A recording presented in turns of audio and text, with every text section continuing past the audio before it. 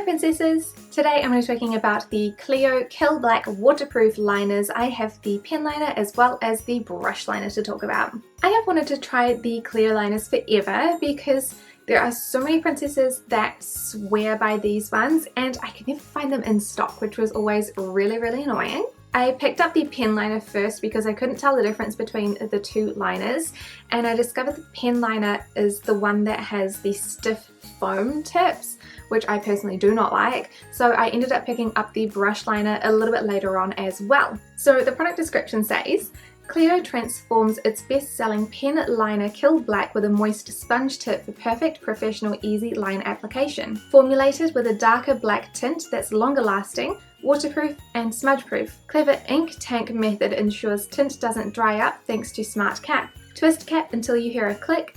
Colour remains consistent until the last drop. These liners come housed in traditional liner tubes. The brush liner has gold lettering and the pen liner has silver. The difference between the two liners is the tip. The pen liner has a stiff foam tip with very little flexibility. The brush liner has many little threads that form into a little point which provides a lot of flexibility. The brush liner has already run out of ink, we'll get to that soon, so the swatch is a little bit lackluster. The pen liner still has a little bit of ink, but you can see how runny the ink is by how it's starting to spider out onto the wrinkles of my hand. The brush liner is definitely my preference for application, but this liner only worked 5 times in total for me, which is a little bit ridiculous. I left it alone for a couple of weeks to see if the ink would run down and resaturate the tip, which sometimes does happen. But there was no such luck for me. I did twist the cap to let out more ink, which also didn't work. The liner is easy to use and it feels exactly the same as my current Holy Grail, which is the Dolly Wink liner, but you can see where the liner has enough ink for me to make the initial line, and then the grey parts where it just gave up entirely. I would like to point out that I purchased this on the 10th of March and it arrived on my house on the 13th. I took the footage for this on the 22nd of April, and this is because I let the ink resaturate into the tip for about 2 weeks each time. Even if I had used this liner every day since owning it, that would still not be enough uses for me to consider this a good liner. 5 legitimate uses of a liquid liner before it goes grey for me is not acceptable, and I am not extremely pleased with this liner. In comparison, the pen liner arrived at my house at the start of February and has lasted a little bit longer, but not by much. As you can see, the liner starts out pretty black, which is great, but it quickly runs out of liner unless I actually lie the tip sideways. I find this to be personally very awkward, and I personally don't like the stiff foam because I feel like I'm poking myself in the eye and I flinch, which makes me draw liner all over my eyelids, which isn't ideal. However, this has lasted so much longer than the brush liner, considering I have had it since February, the start of February, and it can still make a decent line, whereas the brush I haven't had as long, but it's already run out and gone grey. Even when the liner is grey, they still do have fairly good longevity, but I wouldn't consider them smudge proof. It doesn't imprint onto the top of my eyelid, but no liners really do, so that doesn't say much for the longevity.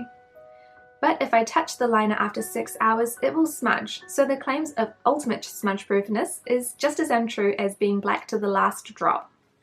I so wanted to love these, like many others have. I wanted them to be another Holy Grail, and I just wanted them to be good liquid liners.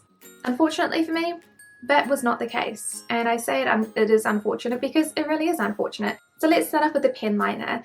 The hardest thing for me is that I just don't like the foam tip, and that's personal preference. There is nothing wrong with the product actually having a foam tip, but I find it really hard to use because the tip itself runs out of the ink quickly, and that means that I have to lie the pen down and press it onto my eyelid like a little stamp for me to actually use the liquid in it. So it is the 22nd of April today, and that is when I filmed the actual liner application.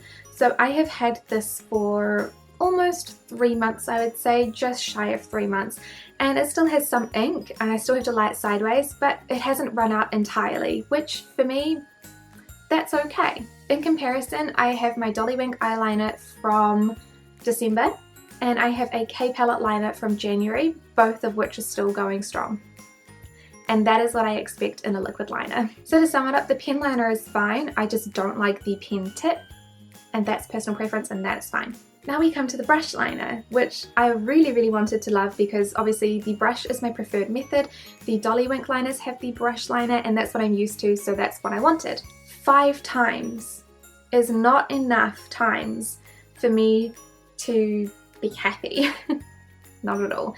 Considering that my Dollywink liner December, January, February, March and most of April, 5 months, is a little bit more respectable. I can say that I tried my hardest to get this to work. I let them sit tip down so that the tips would resaturate. I twisted the cap so that the tips would resaturate. I cleaned the brush, which Cleo said to do, and it still didn't work. I don't know what went wrong with this one. If you guys do know, please let me know how I can make them work.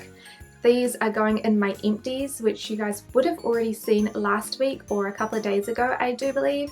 So it's too late for these ones, but if you have any tips and tricks on how to get them to last longer than 5 times, I'd like to know. But at the same time, if I have to do anything extra to make them work, I'm probably not going to rebuy them because the Dollywink doesn't make me do that. So all in all, I am unfortunately extremely disappointed by these liners and I wouldn't repurchase them again.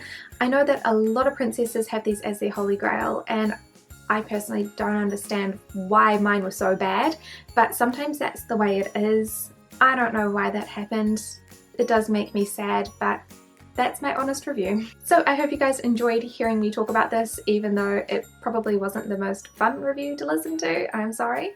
But thank you guys so much for watching and I will see you next time. Bye!